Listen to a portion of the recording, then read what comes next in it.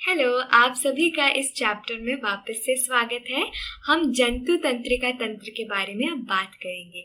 हमने नियंत्रण और समन्वय के बारे में बात करा और ये जाना कि कितना महत्वपूर्ण होता है ये हमारे शरीर के लिए। हमारे शरीर के जो विभिन्न भाग हैं, जो अंग हैं, हिस्से हैं, वो आपस में किसी न किसी तरह से बात करते हैं और इन सब बातचीत को, इन सारी गतिविधियों को जो हमारे शरीर के द्वारा होती हैं, उनको कोई ना कोई नियंत्रण की आवश्यकता होती है।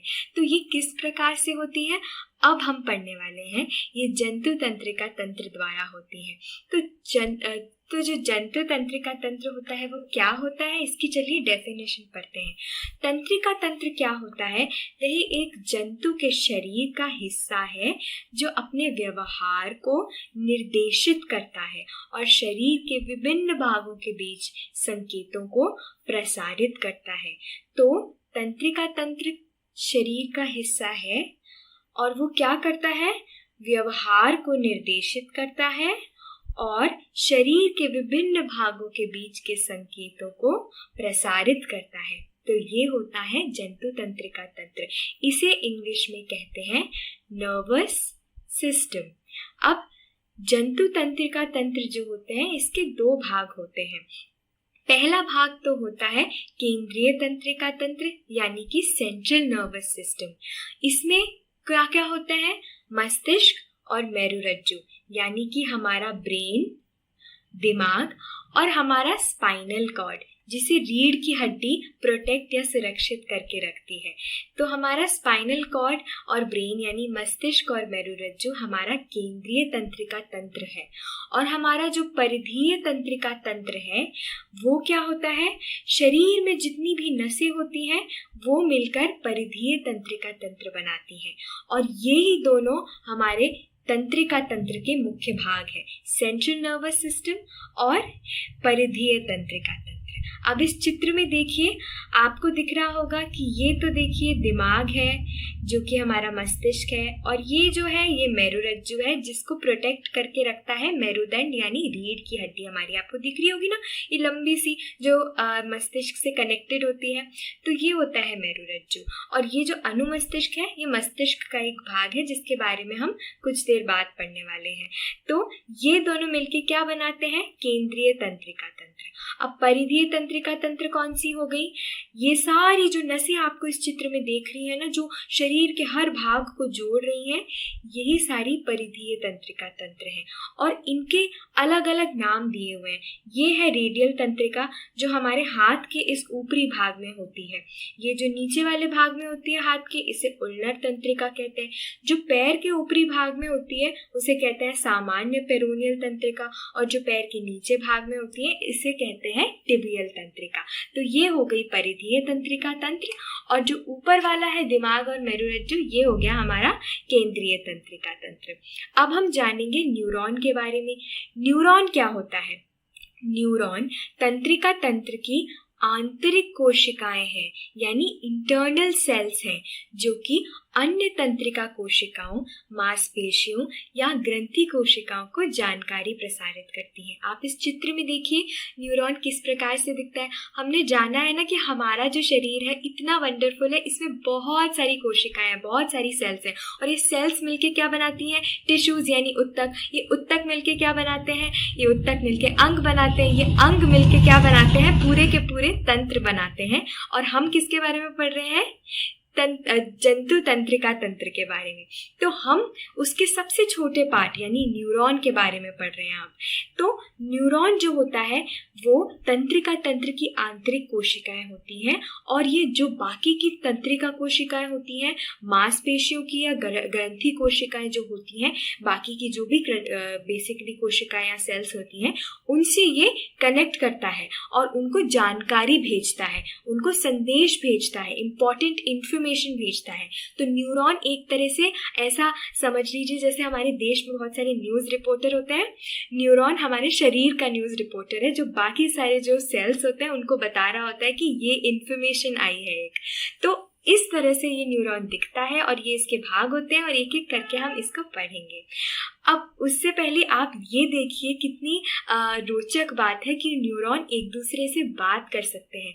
न्यूरॉन्स ही मानव शरीर में वो कोशिकाएं हैं जो एक दूसरे के साथ बात कर सकते हैं। आप इस चित्र में देखिए, इसमें लिखा है एक न्यूरॉन क्या बोल रहा है, सुनो मेरे पास कुछ जानकारी है, और दूसरा क्या बोल रहा है, सिनाप्स करो भाई। अब ऑफ कोर्स ये आपस में इस शब्द की तरह तो बात नहीं करते हैं, लेकिन ये किस तरह से बात करते हैं, सिनैप्स के द्वारा। और ये सिनैप्स क्या होता है, सिनैप्स एक तरह से जैसे हम व्हाट्सएप के थ्रू एक दूसरे को बोलते हैं ना, अरे व्हाट्सएप कर देना ये बात मुझे, तो इस प्रकार से ये एक दूसरे को सिनैप्स करते हैं। और सिनैप्स क्या होता है, सिनैप्स एक संरचना है जो एक न्यूरॉन या तंत्रिका कोशिका से किसी अन्य न्यूरॉन को विद्युत या रासायनिक संकेत भेजने की अनुमति देती है।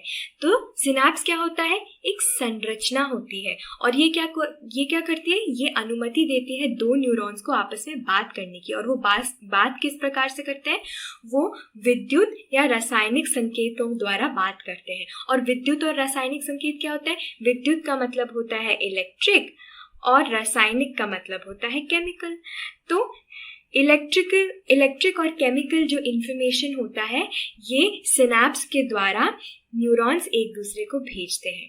तो इस प्रकार से न्यूरॉन्स एक दूसरे से बात करते हैं। अब तंत्रिका के भाग कौन कौन से होते हैं, हमने उस चित्र में भी देखा था। अब आप देखिए, एक एक करके पढ़िए कि कौन कौन से न्यूरॉन्स के भाग होते हैं। तो सबसे पहला तो भाग जो होता है वो है कोशिका काय। कोशिका काय क्या होता है, इसे सोमा के रूप में भी जाना जाता है। कोशिका काय न्यूरॉन का सिरा होती है।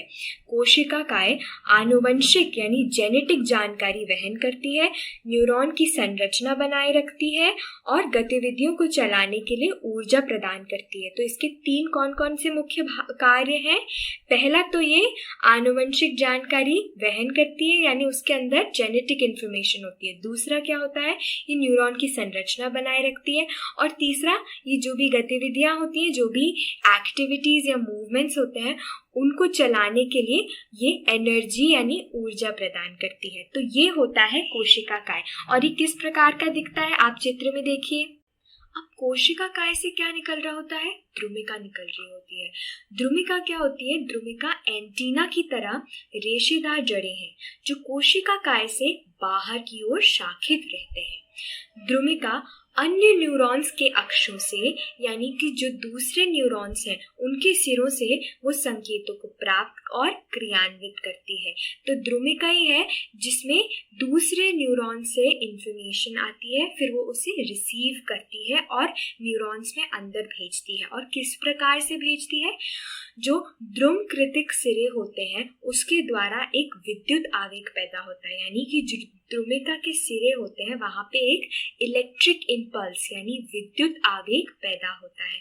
और ये इलेक्ट्रिक इम्पल्स जब पैदा होता है तो ये फिर अंदर न्यूरॉन में जाता है। फिर क्या होता है वो हम जानेंगे, पर इस चित्र में आप देख लीजिए, ये जो चीज है ये द्रुमिका है, ये तो कोशिका काय है ही, इसके बाहर ये जो निकल रहा है ये द्रुमिका है। और ये क्या करती है, दूसरे न्यूरॉन से ये इंफॉर्मेशन रिसीव करती है। अब हम जानेंगे कि तंत्रिकाक्ष क्या होता है।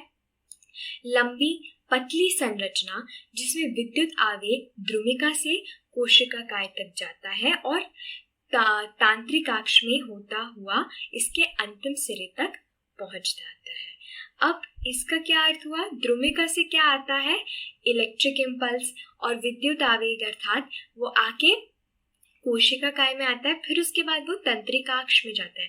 ये एक लंबी पतली सी ऐसे सिरा टाइप की होती है और ये आगे उस इलेक्ट्रिक इम्पल्स को लेके जाती है तंत्रिका के अंत के सिरे तक। तो ये होता है तंत्रिकाक्ष। अब आगे हम जानेंगे कि केंद्रक क्या होता है। केंद्रक होता है न्यूक्लियस, जिसे नाभिका भी कहते हैं, है ना।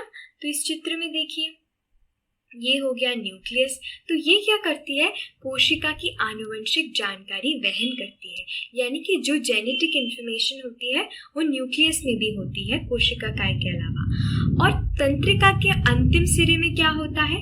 तंत्रिका का ये जो आपको अंतिम सिरा होता है, इसमें कोशिका की शाखित अंतिम सिरा, कोशिका का शाखित अंतिम सिरा होता है जो संबंधित कोशिकाओं तक संकेतों को पहुंचाता है। तो यहाँ से द्रुमिका से आता है संकेत, आगे बढ़ता है तंत्रिकाक्ष में और फिर तंत्रिका के अंत के सिरे तक आता है और फिर यहाँ से वो अगले वाले न्यूरॉन में चला जाता है। तो ये होता है तंत्रिका का अंतिम सिरा और ये होते हैं न्यूरॉन के अलग अलग भाग। अब हम न्यूरॉन के प्रकार पढ़ेंगे। पहला तो न्यूरॉन का प्रकार होता है संवेदी तंत्रिका। ये एक विशिष्ट प्रकार के उद्दीपन यानी स्टिमुलस को उनके ग्राही रिसीवर के माध्यम से कार्रवाई क्षमता में परिवर्तित करता है। इसका क्या अर्थ हुआ? जो भी हमें बाहर से इंफॉर्मेशन मिलती है, जैसे कि कोई सुगंध आई या हमको जो स्वाद होता है, दृष्टि हुई, कोई टच महसूस हुआ, है ना, ये सारी जो चीज़ें होती हैं, हमें कुछ चीज़ सुनाई दे रही है, ये सारी की सारी चीज़ें क्या है? ये बाहर से एक स्टिमुलस आया है, एक उद्दीपन है। तो ये क्या होता है? ग्राही क्या होता है? रिसीवर होते हैं जो इस चीज़ को रिसीव कर रहे होते हैं। जैसे हमारा जो नोज है या हमारा जो ईयर्स के इंटरनल पार्ट है, अंदरूनी भाग है, वो इन सारी बातों को रिसीव करता है और अंदर भेजता है। तो संवेदी तंत्रिका क्या करती है? ये एक विशिष्ट प्रकार के स्टिमुलस जो ये होते हैं उन्हें ग्राही के माध्यम से कार्रवाई क्षमता में परिवर्तित करती है। गंध, स्वाद, दृष्टि इन्हीं के द्वारा संभव है। यानी जो भी है हमें बाहर से गंध, स्वाद जो भी आता है वो ये वाली तंत्रिका रिसीव करती है, यानी संवेदी तंत्रिका न्यूरॉन उसे रिसीव करता है और उसे इस चीज में परिवर्तित कर देता है कि वो आगे भेज जा सके। ठीक है, तो ये होता है संवेदी तंत्रिका। अब दूसरी क्या होती है? प्रेरक तंत्रिका। ये आवेगों को रीढ़ की हड्डी से कंकाल और चिकनी मांसपेशियों जैसे आपके पेट तक पहुंचाता है। ये हमारे सभी पेशीय गतिविधियों को नियंत्रित करता है। अब प्रेरक तंत्रिका का क्या काम होता है? संवेदी तंत्रिका तो क्या करती है? ये सारी जो बाहर से इंफॉर्मेशन आ रही होती है, स्टिमुलस आ रहा होता है, इसे ग्राही के माध्यम से रिसीव करके आगे भेज देती है। और प्रेरक तंत्रिका इस चीज को हमारे मेरुरज्जु जो होता है, हमारी स्पाइनल कॉर्ड जिसे हमारी रीढ़ की हड्डी संभाल के रखती है, उससे वो हमारे मस्तिष्क तक इसको लेकर जाती है और दूसरी जगहों पे लेके जाती है, जैसे हमारे पेट की मांसपेशियों तक या हाथ पैर की मांसपेशियों तक, जहाँ पे ये जानकारी जाना आवश्यक होता है। तो प्रेरक तंत्रिका क्या करती है? उसे भेजती है। संवेदी तंत्रिका उसे एक तरह से रिसीव करके आगे भेजती है और प्रेरक तंत्रिका फिर उसे मेरुरज्जु के द्वारा फिर सीधा मस्तिष्क में और दूसरे बॉडी पार्ट्स में लेकर जाती है। तो ये होता है प्रेरक तंत्रिका का काम और ये हमारे पेशीय गतिविधियों को नियंत्रित करता है। अब तीसरी प्रकार की जो तंत्रिका होती है वो होती है रिले तंत्रिका। ये संवेदी और प्रेरक तंत्रिका को एक दूसरे के साथ संवाद करने की अनुमति देती है। अब आप इमेजिन करिए, आप सब बच्चे जब क्लासरूम में बैठते हैं तो कभी कभी टीचर बोलती है ना कि आप सब बात नहीं कर सकते, फिंगर ऑन योर लिप्स। तो अगर कभी कभी टीचर का अच्छा मूड हुआ तो वो ऐसे भी बोल सकते हैं कि आप एक दूसरे से अब बात कर सकते हो, फ्री पीरियड है। तो ऐसा अगर कभी होता है तो ऐसा समझ लीजिए जो रिले तंत्रिका होती है वो ऐसा ही काम करती है। वो संवेदी और प्रेरक तंत्रिकाएं जो होती हैं उन्हें आपस में अनुमति दे देती है कि वो बात कर लो चलो, और वो ये सुनिश्चित करती है कि इनमें आपस में संवाद हो रहा है और जो संवेदी तंत्रिका जो चीज रिसीव कर रही है इंफॉर्मेशन, वो उसे प्रेरक तंत्रिका तक पहुंचाती है, फिर प्रेरक तंत्रिका उसे हर जगह पहुंचाता है मेरुरज्जु और मस्तिष्क द्वारा। तो ये होते हैं हमारे तंत्रिका न्यूरॉन के प्रकार।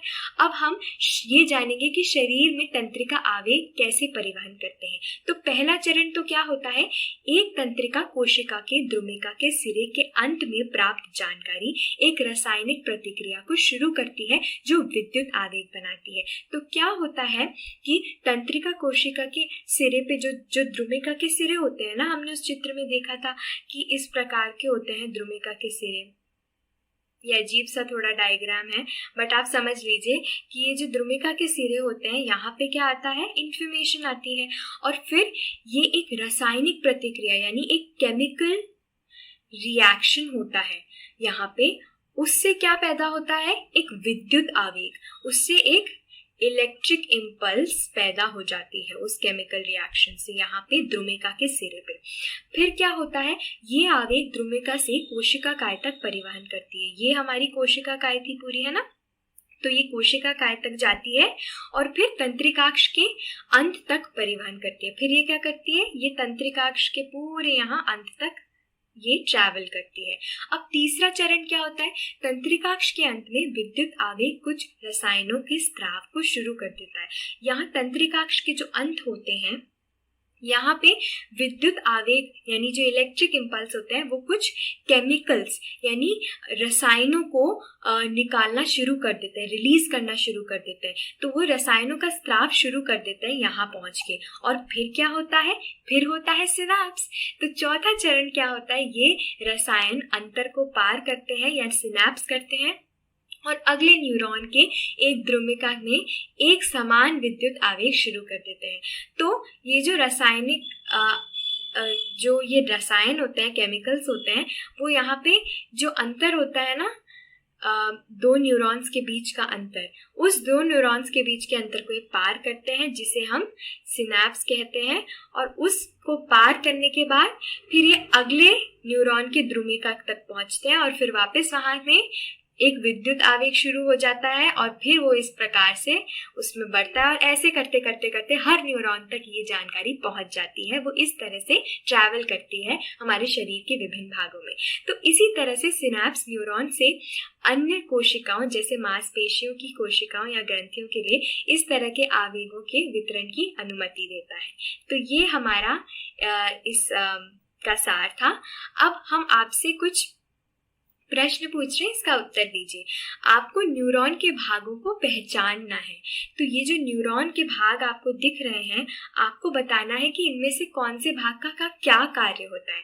पहले तो ये बताइए कि वह कौन सा भाग होता है जहां संकेत प्राप्त किए जाते हैं। तो बताइए, अभी हमने इसको डिस्कस किया है, वो कौन सा भाग है जहाँ पे संकेत प्राप्त किए जाते हैं। न्यूरॉन का वो भाग जहाँ संकेत प्राप्त किए जाते हैं वो होता है द्रुमिका, है ना, क्योंकि द्रुमिका पे ही तो सबसे पहले आता है कोई ना कोई संकेत, फिर जिसके माध्यम से संकेत एक विद्युत आवेग के रूप में परिवहन करते हैं। अब द्रुमिका में क्या होता है, द्रुमिका में विद्युत आवेग बन जाता है। फिर क्या होता है, वह आगे बढ़ता है और आगे बढ़ के पूरी कोशिका काय में, फिर तंत्रिकाक्ष में और अंत के सिरे तक जाता है। तो कहाँ किसके माध्यम से संकेत एक विद्युत आवेग के रूप में परिवहन करते हैं, वह तंत्रिकाक्ष और कोशिका काय के अंदर से वो परिवहन कर रहे होते हैं, वो आगे बढ़ रहे होते हैं विद्युत आवेग। और विद्युत आवेग कौन पैदा कर रहा होता है, द्रुमिका। और फिर तीसरा प्रश्न ये है कि जहां इस आवेग को आगे संचरण के लिए रासायनिक संकेत में परिवर्तित किया जाता है, तो इनको केमिकल इंफॉर्मेशन या जानकारी में कहाँ पे परिवर्तित किया जाता है आगे बढ़ाने के लिए। डेफिनेटली तंत्रिका के अंत के सिरे में ही किया जाता है। तो जब ये इंफॉर्मेशन यहाँ आ जाती है, इलेक्ट्रिक इम्पल्स यानी विद्युत आवेग यहाँ आ जाता है, फिर क्या होता है, ये रासायनिक संकेत में परिवर्तित होता है और फिर सिनैप्स के थ्रू ये आगे बढ़ जाता है दूसरे न्यूरॉन तक। तो ये हमारा रिवीजन भी हो गया कि हमने जो भी पढ़ा उसके बारे में। अब हम जानेंगे कि न्यूरोमस्कुलर जंक्शन क्या होता है। तो न्यूरोमस्कुलर जंक्शन एक प्रेरक न्यूरॉन तंत्रिका टर्मिनल और इसकी मांसपेशियों के फाइबर के बीच एक अत्यधिक विशिष्ट सिनैप्स है जो प्रेरक तंत्रिका द्वारा उत्पन्न विद्युत आवेगों को मांसपेशियों के फाइबर में विद्युत गतिविधियों में परिवर्तित करने के लिए जिम्मेदार है। अब आप इस चित्र को देखिए, ये न्यूरॉन क्या बोल रहा है, सुनो मेरे पास कुछ जानकारी है, और ये मांसपेशियां क्या बोल रही है, एनएमजे करो भाई, यानी न्यूरोमस्कुलर जंक्शन करो भाई। इसका क्या अर्थ हुआ, न्यूरोमस्कुलर जंक्शन जो है वो एक स्पेशल तरह का सिनैप्स है। हमने सिनैप्स तो पढ़ाई कि सिनैप्स के द्वारा एक जानकारी दूसरे, एक न्यूरॉन से दूसरे न्यूरॉन तक पहुंचती है जानकारी। अब मांसपेशियों तक ये जानकारी कैसे पहुंचती है, कोई भी हमें जो इंफॉर्मेशन मिल रही है प्रेरक न्यूरॉन में जो मिल रही है, तो वो मांसपेशियों तक कैसे पहुंचेगी। फाइनली अल्टीमेटली कोई भी जानकारी किसी को भी मिल जाए, फाइनली काम तो मांसपेशियों को ही करना पड़ेगा ना। अगर हमारे दिमाग में ये सिग्नल आया कि देखो भाई पानी पीना है हमें, उठो, तो ये जानकारी हमारी न्यूरॉन से इधर उधर पहुंचेगी और हमारे कहाँ पे पहुंचेगी, हमारे पैरों की मांसपेशियों पे पहुंचेगी और उन्हें बोलेगी उठो उठो पानी पीने चलना है। तो ये जो जानकारी पहुंचेगी ये सिनैप्स के थ्रू पहुंचेगी, और किस सिनैप्स के थ्रू?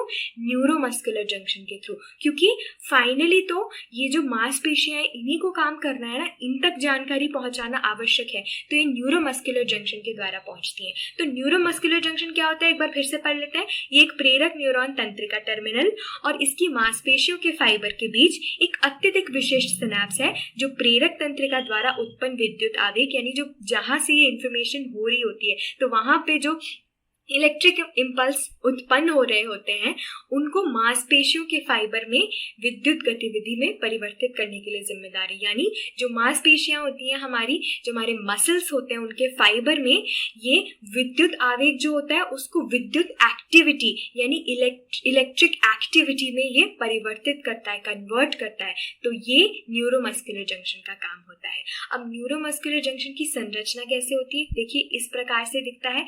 ये जो है ये मांसपेशी का फाइबर है जिसकी हम बात कर रहे थे, मांसपेशी के फाइबर तक इसको पहुंचना होता है, और ये है कोशिका और ये है तंत्रिकाक्ष। तंत्रिकाक्ष तो पता ही है आपको, न्यूरॉन का एक भाग होता है जो बीच में उसके लंबी सी होती है, और ये है न्यूरोमस्कुलर जंक्शन जो कि यहाँ पे हो रहा है। तो ये एक न्यूरॉन है और ये क्या है, मांसपेशी का फाइबर, ये दोनों यहाँ पे मिल रहे हैं और यहाँ पे हो रहा है न्यूरोमस्कुलर जंक्शन।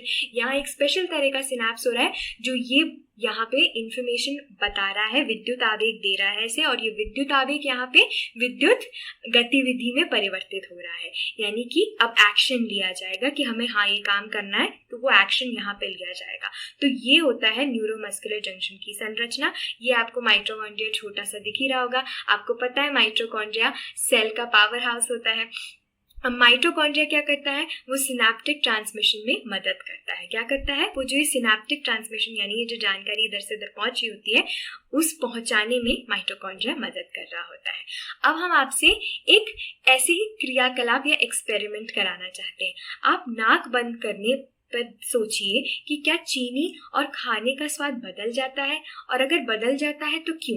तो आपने कभी देखा होगा कि अगर आप नाक बंद करके खाना खाएंगे तो आपके खाने का स्वाद बदल जाएगा, और खासकर चीनी का स्वाद बदल जाएगा। यानी ऐसा होता है तो क्यों होता है? हाँ, ऐसा होता है। अगर नाक बंद करते हैं तो खाने का स्वाद उतना अच्छा नहीं लगता, खाने का पूरा स्वाद नहीं आता है, वो थोड़ा फीका सा ही लगता है, उसमें मज़ा नहीं आता है।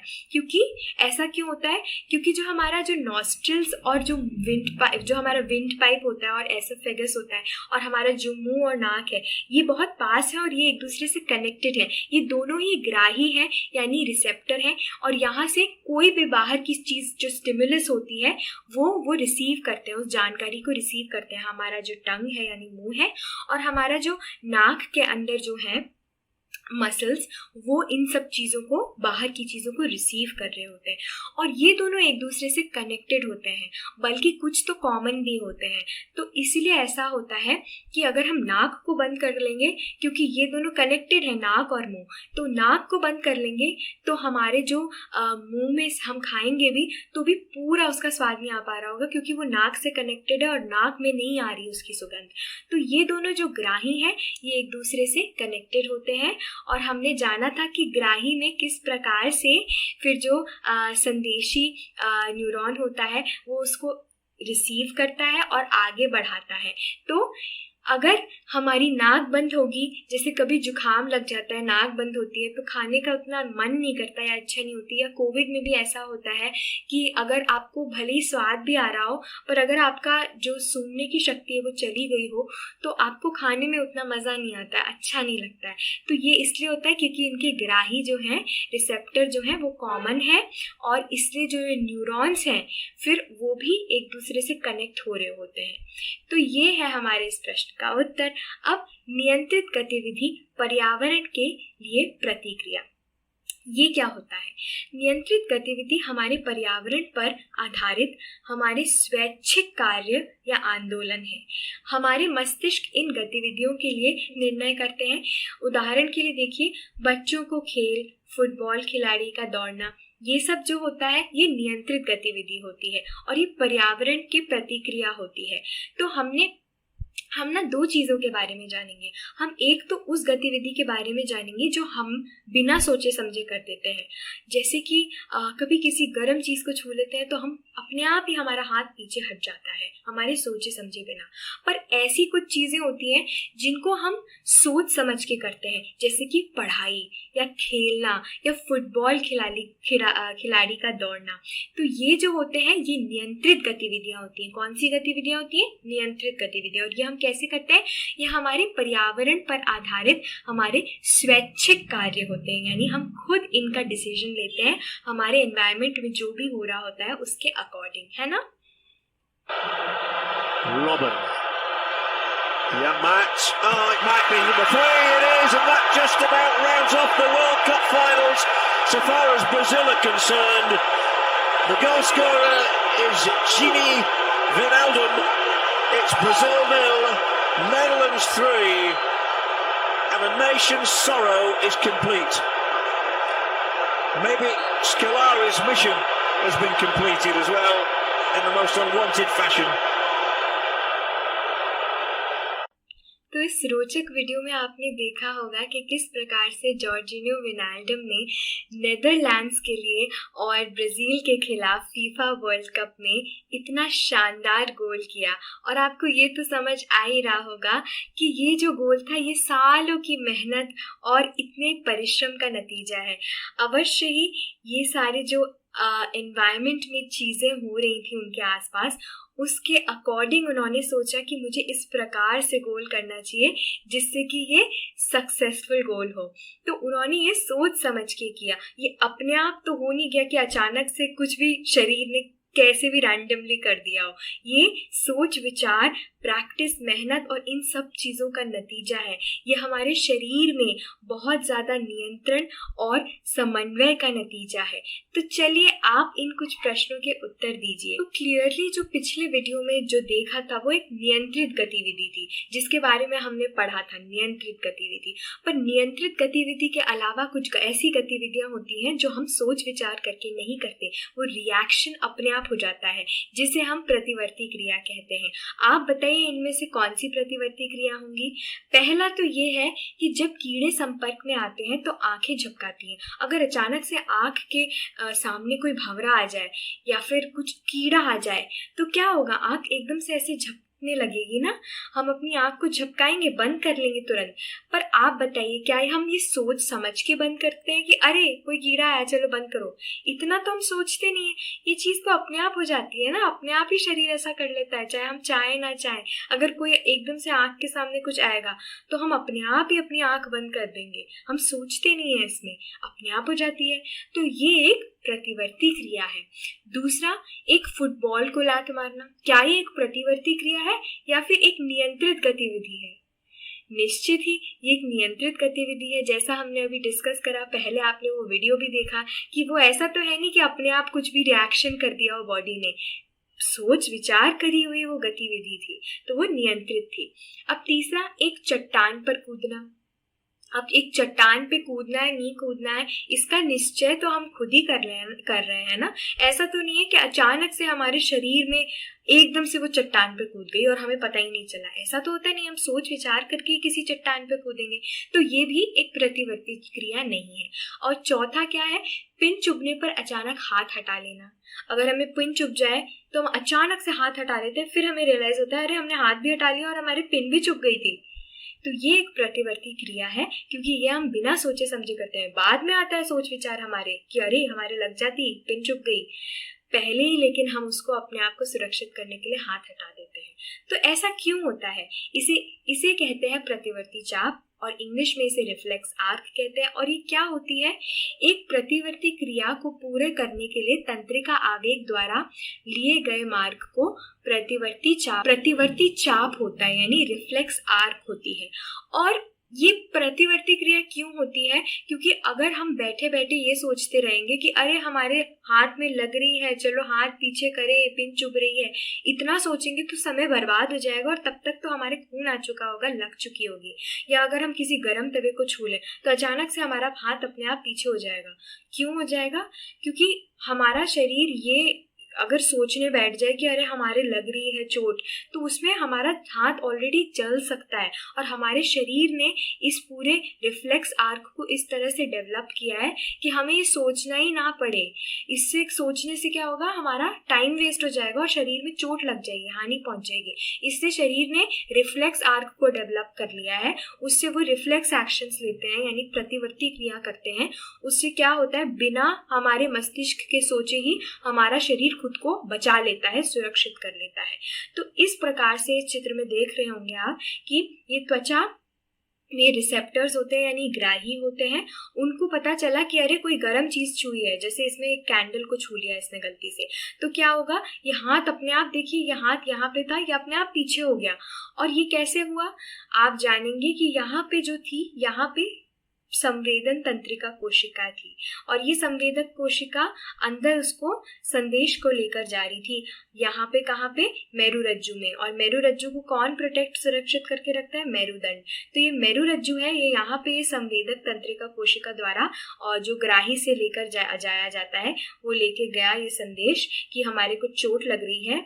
और फिर यहाँ पे क्या हुआ, ये जो है यहाँ पे बेसिकली जाके इंफॉर्मेशन यहाँ से वापस आ रही है, और ये प्रेरक तंत्रिका कोशिका है, यानी कि ये न्यूरोमस्कुलर जंक्शन यहाँ पे हो रहा है, और ये इसको बता रही है कि तुरंत अपना हाथ पीछे करो, और पीछे एकदम से हाथ कर लेते हैं। तो संवेदन तंत्रिका कोशिका द्वारा अंदर बात पहुंची और प्रेरक तंत्रिका कोशिका तक इसे यहाँ पे वापस आया और एक्शन लिया गया, रिफ्लेक्स आर्क हुआ। तो यही मतलब रिफ्लेक्स एक्शन हुआ, इसे कहते हैं रिफ्लेक्स आर्क। अब प्रतिवर्ती चाप के कुछ प्रकार भी होते हैं। एक तो होता है स्वायत्त प्रतिवर्ती चाप, यानी आंतरिक अंगों में के कामकाज को प्रभावित करता है ये स्वायत्त प्रतिवर्ती चाप।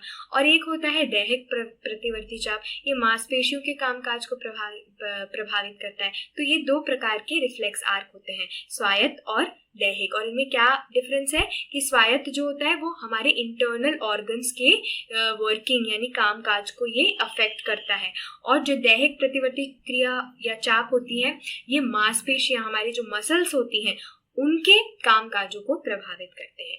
अब प्रतिवर्ती चाप के विभिन्न भाग होते हैं। एक तो होता है ग्राही। ग्राही उस चित्र में भी हमने देखा था, रिसेप्टर, जिससे हमको बात पता चल रही है कि अरे कुछ हो रहा है, तो ये उत्तेजना का पता लगाने के लिए जिम्मेदार प्रतिवर्ती चाप का हिस्सा है। अब दूसरा क्या है, संवेदी न्यूरॉन। संवेदी न्यूरॉन अंदर लेके गए थे ना उस बात को ग्राही से, तो संवेदी न्यूरॉन क्या करते हैं, ये मस्तिष्क या मेरुरज्जु जो रीढ़ की हड्डी प्रोटेक्ट कर रही होती है, उसके लिए संवेदी जानकारी बता देते हैं, यानी उसके लिए क्या इंपॉर्टेंट इन्फॉर्मेशन है वो ग्राही से रिसीव करके आगे भेजते हैं। तो ये होते हैं संवेदी न्यूरॉन्स, है ना, जो ये अंदर ऐसे लेके जा रहे हैं। अब फिर क्या हो रहा है, प्रेरक न्यूरॉन होता है। ये परिधि के लिए प्रेरक आउटपुट आयोजित करता है, और ये मार्ग का एक तंत्रिका कोशिका स्वरूपन हिस्सा है, जिसके साथ आवेग मस्तिष्क या रीढ़ की हड्डी से एक ग्रंथि या मांसपेशी तक परिवहन करते हैं। अब प्रेरक न्यूरॉन क्या करता है, हमने पहले इसके बारे में पढ़ लिया है कि वो क्या करता है, अंदर लेकर जाता है इसको, हमारे मस्तिष्क तक इस बात को लेकर जाता है, और कहाँ लेकर जाता है, हमारे मेरुरज्जु तक इस बात को लेकर जाता है। पहले तो ये मेरुरज्जु तक लेकर जाता है, मस्तिष्क तक तो बाद में पहुंचती है, मेरुरज्जु तक लेकर जाता है और उसको बताता है अरे काम करना है, कुछ गड़बड़ हो रही है। फिर उसके बाद क्या होता है, रिले न्यूरॉन क्या होते हैं, ये इंटर न्यूरॉन्स के रूप में भी जाने जाते हैं, और ये एक प्रसंसरण केंद्र के रूप में कार्य करते हैं, और संवेदी न्यूरॉन से एक प्रेरक न्यूरॉन तक तंत्रिका आवेगों का संचालन करते हैं। तो रिले न्यूरॉन के बारे में हम पहले भी पढ़ चुके हैं कि वो प्रेरक न्यूरॉन और संवेदी न्यूरॉन को आपस में बातचीत करने की अनुमति देते हैं। तो रिले न्यूरॉन का ये काम होता है, और ये प्रतिवर्ती चाप का एक भाग होता है। और फिर ये क्या होता है, प्रभावक। ये कोशिकाएं, मांसपेशियां या ग्रंथियां हैं जो उत्तेजना के प्रत्युत्तर में कार्य करती हैं। अब क्या होता है, जो भी ये चीज हो गई उसका फिर एक्शन भी तो लेना है कि गरम चीज को छू लिया तो हटाना है हाथ, ये एक्शन कौन लेता है, ये काम कौन करता है, ये काम करता है प्रभावक। ये कोशिकाएं, मांसपेशियां या ग्रंथियां वह हैं जो उत्तेजना के प्रत्युत्तर में यानी उसके रिएक्शन या रिस्पॉन्स में वो काम करती हैं, जो कि ये है कार्यकर, भुजा में जो पेशी दिख रही है। तो ये इस प्रकार से अंदर ट्रैवल हुआ मेरुरज्जु में और फिर यहाँ आया, और मस्तिष्क के लिए संदेश फिर बाद में भेजा। देखिए पहले ये पूरा काम हो गया, उसके बाद मस्तिष्क के लिए संदेश भेजा जा रहा है, पहले ही रिफ्लेक्स आर्क हो जाता है। रिफ्लेक्स आर्क रिफ्लेक्स एक्शन का काम कर देती है। अब प्रतिवर्ती चाप आपने घुटने में कभी कभी झटका, वो ऐसे आ जाता है ना, वो भी एक तरह का प्रतिवर्ती चाप ही होता है। इसे कहते हैं पटेला प्रतिवर्ती। और ये क्या होता है, पैर के घुटने में अचानक मार पर प्रतिक्रिया में पैर आगे बढ़ता है। तो ये क्या होता है, अगर पैर के घुटने में अचानक मार पड़ती है तो इसके रिएक्शन में पैर यूं ऐसे आगे हो जाता है, और ये इंटरनली हो रहा होता है। अंदर कभी कभी ऐसा होता है घुटने में अचानक खुद ही झटका लग जाता है। क्यों होता है ये? क्योंकि इसमें हमारे जो अंदर की मसल्स है उनमें तनाव हो रहा होता है, स्ट्रेस हो रहा होता है, प्रेशर होता है, और वो प्रेशर रिलीज करने के लिए इस प्रकार से अपने घुटने का झटका लगाते हैं। तो देखो इन्हें पता चल रहा है ये तनावग्राही हैं, ये यानी कि वो रिसेप्टर्स हैं जिन्हें पता चल रहा है कि यहाँ पे कोई स्ट्रेस है इन मसल्स में। फिर ये अंदर जा रही है इससे। संवेदी तंत्रिका कोशिका आपको दिख रही है ना, ये येलो येलो, ये संवेदी तंत्रिका कोशिका इसको मेरुरज्जु तक लेकर गई। फिर उसके बाद क्या हुआ, मेरुरज्जु के अंदर ये बात पता चली अच्छा अब चेंज करना है, तो इसने वापस से इंफॉर्मेशन भेजी कि जाओ जाके अपने घुटने को ऐसे कर दो ताकि ये जो स्ट्रेस हो रहा है, अंदर तनाव हो रहा है, वो रिलीज हो जाए और हमारा पैर एकदम स्ट्रेस फ्री हो जाए। तो ये है घुटने के अंदर जो झटका आता है वो भी एक प्रतिवर्ती चाप ही होता है। अब आप खुद विचार कीजिए कि क्या आप उन घटनाओं को के क्रम का पता लगा सकते हैं जो तब होती है जब एक उज्जवल प्रकाश आपकी आंखों पर केंद्रित होता है। तो कभी कभी ऐसा होता है ना कि अचानक से आप सो रहे होंगे और अंधेरा होगा और कोई लाइट जला के चला जाए, तो एकदम आंख ऐसे खुलती है और ऐसे आंख ऐसे सिकुड़ती है, ऐसे ऐसा होता है। या फिर अचानक से आपके सामने कोई आपकी आंख में टॉर्च ला के डाल दे, या कोई बहुत ही ब्राइट लाइट हो जाए अचानक से, तो आंखों में क्या होता है ये आपसे पूछ रहे हैं। आप खुद सोचिए क्या होता है आपके आंख में। तो हमारी आंख की जो पुतली होती है वो सिकुड़ जाती है, यानी वो कंट्रैक्ट करता है हमारा जो प्यूपल होता है आंख का। और अगर लाइट एकदम से कोई बंद कर दे, एकदम अंधेरा हो जाए, तो हमारी जो आंख की पुतली है यानी प्यूपल है वो एकदम एक्सपैंड करने लग जाएगा, वो एकदम बढ़ने लग जाएगा। क्यों? ताकि उसके अंदर वो जितनी भी बची कुची रोशनी है उसको वो रिसीव कर सके और हम कुछ ना कुछ देख पाएं।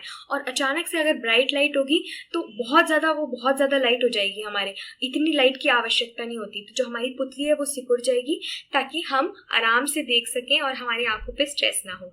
तो ये हमारे अपने आप अंदर ही अंदर हो रहा होता है, ये हम सोच के कर नहीं रहे होते हैं। ये भी एक प्रतिवर्ती चाप होता है, रिफ्लेक्स एक्शन होता है।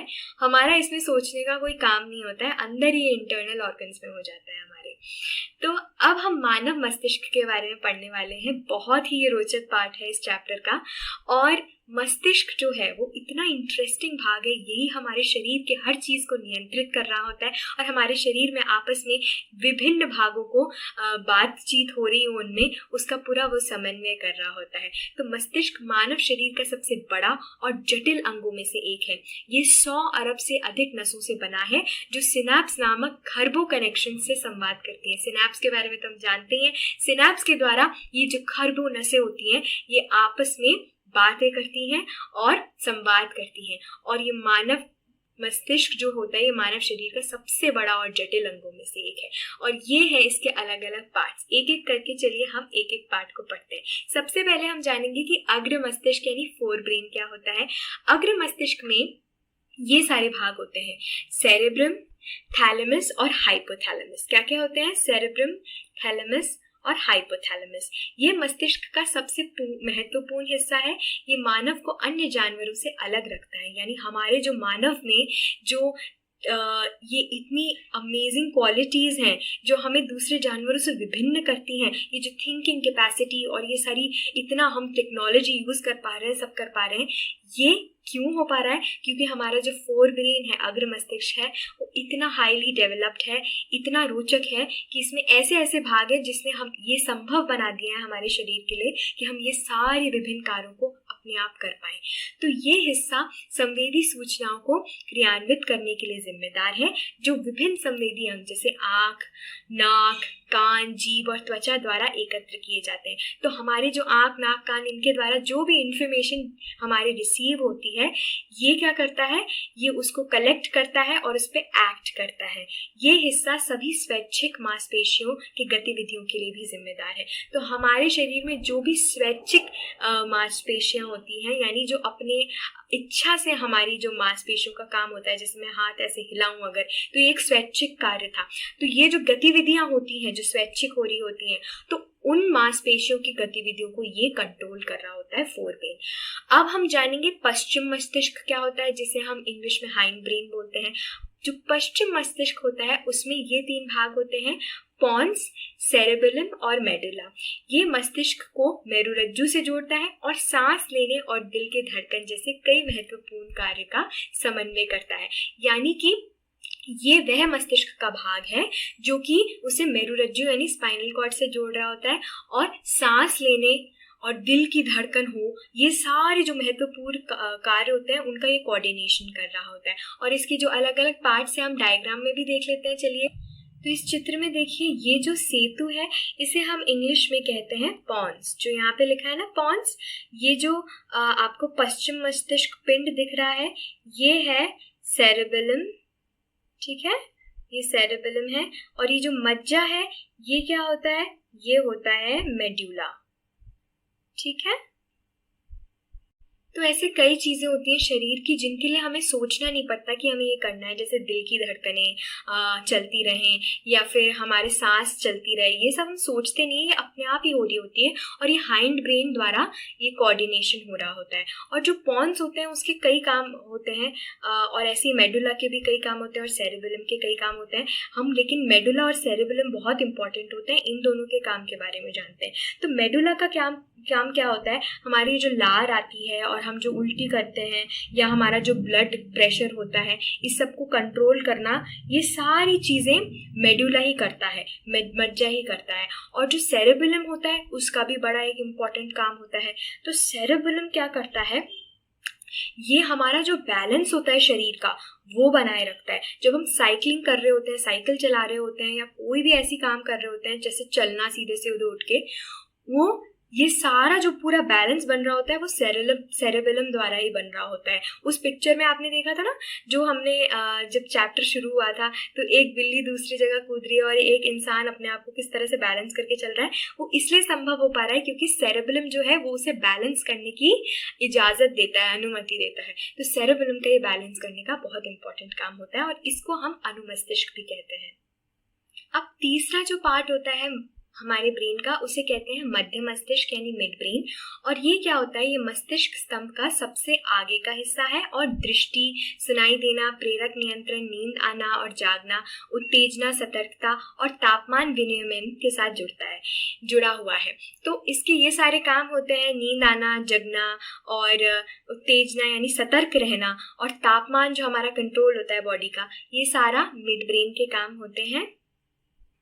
अब देखिए, मैंने ये थोड़ा रफ सा एक डायग्राम बना दिया है आपके कन्वीनियंस के लिए। इसको देख के आप वापस से रिवाइज कर सकते हैं कि कौन से 3 भाग होते हैं हमारे मस्तिष्क के। तो ये जो पूरा भाग होता है ये होता है हमारा फोर ब्रेन यानी अग्र मस्तिष्क।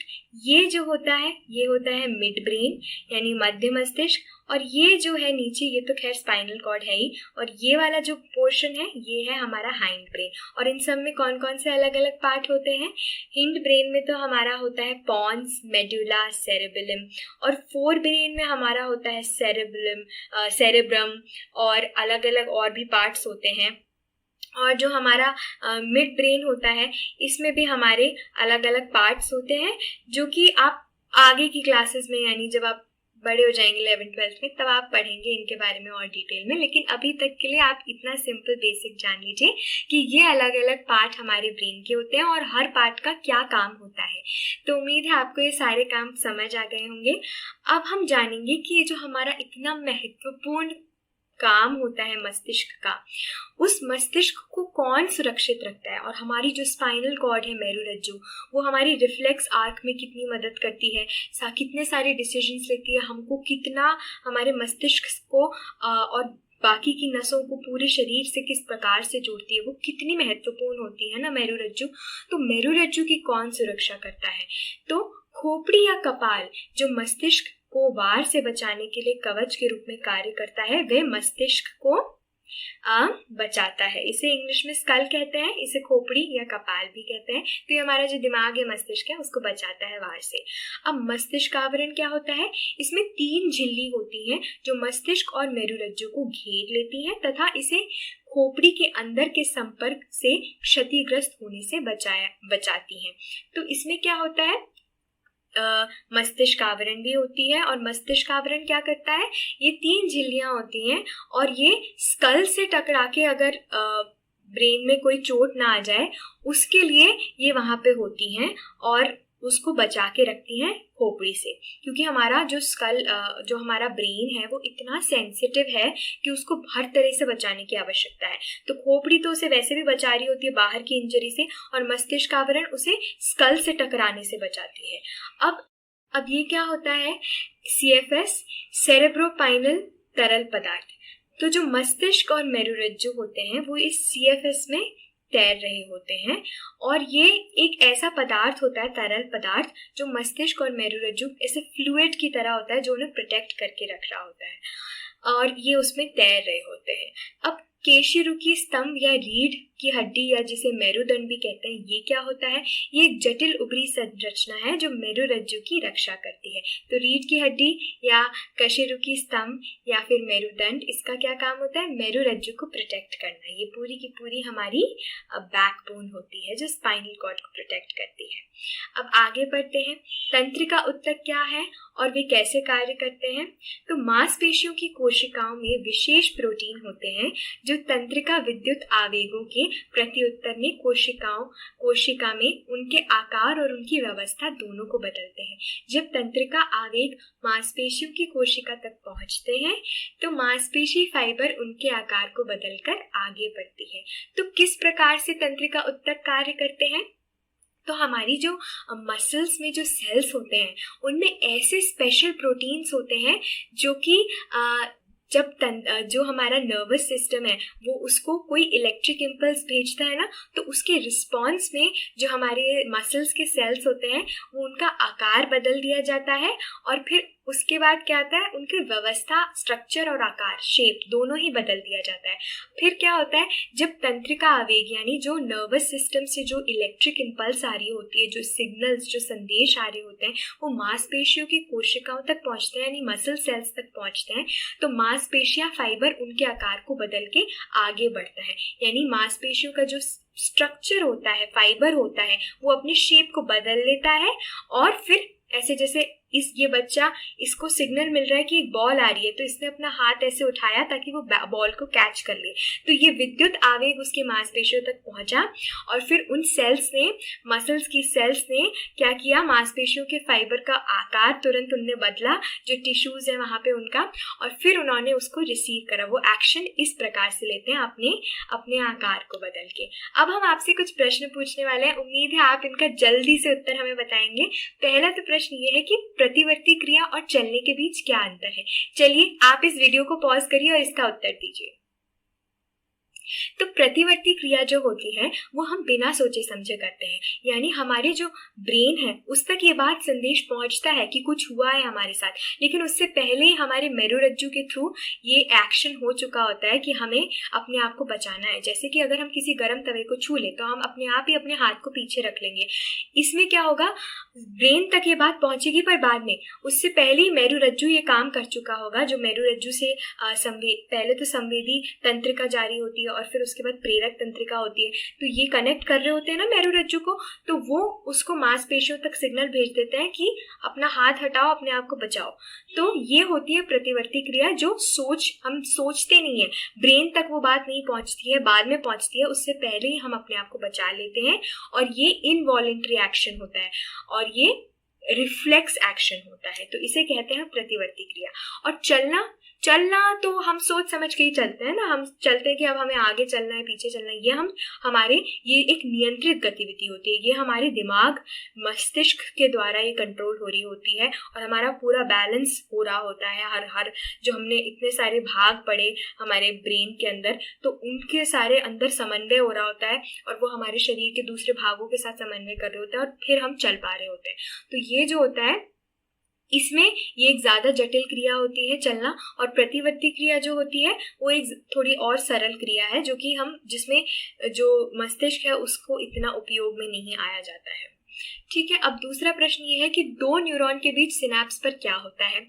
आप बताइए इसका उत्तर वीडियो को पॉज करके। तो जब दो न्यूरॉन्स को एक दूसरे से बातचीत करनी होती है तो वो किसके थ्रू करते हैं, सिनेप्स के थ्रू करते हैं। तो हमने पढ़ा था कि एक न्यूरॉन का किस तरह का स्ट्रक्चर होता है। तो इस प्रकार से सिनैप्स पे क्या होता है, यहाँ पे ध्रुमिका पे कोई सिग्नल आता है, ये इलेक्ट्रिक इम्पल्स में कन्वर्ट होता है विद्युत आवेग में, कोशिका काय तक पहुंचता है, तंत्रिकाक्ष में जाता है और उसके फिर अंत के सिरे तक पहुंच जाता है। फिर अंत के सिरे में इसको दूसरे एक न्यूरॉन तक पहुंचाना होता है संदेश को। तो एक रासायनिक क्रिया होती है, यहाँ पे केमिकल्स रिलीज होते हैं और ये जो केमिकल्स होते हैं ये इस स्पेस में ट्रैवल करके दूसरे न्यूरॉन तक पहुंच जाते हैं और इसी को सिनैप्स कहते हैं। तो सिनैप्स में एक जगह से दूसरी जगह वो सिग्नल पहुंचते हैं और फिर वो ध्रुमिका उसे रिसीव करती है, विद्युत आवेग में परिवर्तित करती है और आगे भेजती है। तो ये जो होता है इसे सिनैप्स कहते हैं और दो न्यूरॉन इसके थ्रू बात कर पाते हैं, एक दूसरे को संदेश भेज पाते हैं, जानकारी भेज पाते हैं। अब तीसरा प्रश्न ये है कि मस्तिष्क का कौन सा हिस्सा है जो शरीर की मुद्रा और संतुलन बनाए रखता है। इसके बारे में हमने बहुत अच्छे से डिटेल में डिस्कस किया है। चलिए आप इसका उत्तर बताइए। तो हमारा जो शरीर है वो उसका जो पूरा का पूरा नियंत्रण होता है, उसका संतुलन जो होता है, बैलेंस होता है कि हम गिर ना जाएं। एक छोटे से बच्चे को आपने देखा होगा जो चलना अभी नहीं सीखा होता है, घुटने घुटने चल रहा होता है, जब पहली बार वो खड़ा होता है तो उसको इतना बैलेंस नहीं आ रहा होता है, वो धीरे धीरे चलता है फिर गिरता है। तो ये जो बैलेंस है ये धीरे धीरे डेवलप होता है और फिर उस बच्चे में पूरा पूरा उसका शरीर एकदम बैलेंस रहता है, पॉस्चर उसका बना रहता है। ये पूरा का पूरा जो संतुलित हो रहा होता है हमारा शरीर वो सेरेबेलम द्वारा हो रहा होता है, जिसे कहते हैं अनुमस्तिष्क, है ना। तो सेरेबेलम और अनुमस्तिष्क कौन सा भाग होता है हमारे शरीर का, वो हमारे ब्रेन का भाग होता है और मस्तिष्क का वो कौन सा भाग होता है, वो हाइंड ब्रेन का भाग होता है। हाइंड ब्रेन कौन सा है, हाइंड ब्रेन को हम बोलते हैं पश्चिम मस्तिष्क। तो ये होता है हमारा हाइंड ब्रेन और इसका जो पार्ट होता है सेरेबेलम, ये हमारे शरीर का मुद्रा और संतुलन बनाए रखता है। अब चौथा प्रश्न ये है कि हम अगरबत्ती की गंध का पता कैसे लगाते हैं। तो अगर हमारे अगरबत्ती की गंध आती है तो इसका उत्तर पहले तो आप बताइए। अगर अगरबत्ती की गंध आती है तो वो हमारे ग्राही जो होते हैं, जो नाक में होते हैं, रिसेप्टर्स यानी जो रिसीव करते हैं स्टिमुलस को, वो उसको क्या करते हैं, जो संवेदी तंत्रिका कोशिका होती है यानी वो वाला न्यूरॉन जो उसको रिसीव कर रहा होता है वो उसे अंदर पहुंचाता है विद्युत आवेग पैदा करके और फिर उसके बाद तंत्रिका उसे हमारे मस्तिष्क तक और हमारे मेरुरज्जु तक और दूसरे शरीर के भागों तक लेके जाता है, मांसपेशियों तक लेके जाता है और इससे हमें ये अगरबत्ती आई की गंध आई है ये पता चलता है। और हमारे मस्तिष्क में जो एक पार्ट होता है वो उसे रिसीव करता है, समझता है, इंटरप्रेट करता है और फिर हमें समझ आता है कि ये क्या है, अगरबत्ती की गंध है। तो इस प्रकार से हमें इसका पता चलता है। अब चौथा ये प्रश्न हो गया। पांचवा प्रश्न ये है कि प्रतिवर्ती क्रिया में मस्तिष्क की क्या भूमिका होती है। चलिए आप बताइए इसका उत्तर। तो जो प्रतिवर्ती क्रिया होती है यानी कि रिफ्लेक्स एक्शन होता है वो रिफ्लेक्स आर्क द्वारा होता है यानी प्रतिवर्ती चाप द्वारा होता है और उसमें जो मेरुरज्जु होता है उसका काम होता है, पर मस्तिष्क का इसमें कोई काम नहीं होता है। मस्तिष्क तक वो बात संदेश पहुंचती आवश्यक है लेकिन बाद में, थोड़ी देर बाद में, तब तक वो ऑलरेडी प्रतिवर्ती क्रिया हो चुकी होती है, वो रिएक्शन हो चुका होता है। तो यही इसका उत्तर है। उम्मीद है आपको अभी तक जो भी हमने कॉन्सेप्ट्स पढ़े हैं सारे के सारे समझ आए होंगे। अब हम अगले पार्ट में पादपों में समन्वय के बारे में पढ़ने वाले हैं, लेकिन ये अगले वीडियो में होगा। और तब तक के लिए आपका दिन अच्छा बीते एंड जल्दी आपसे मुलाकात हो, यही मेरी उम्मीद है। Good bye.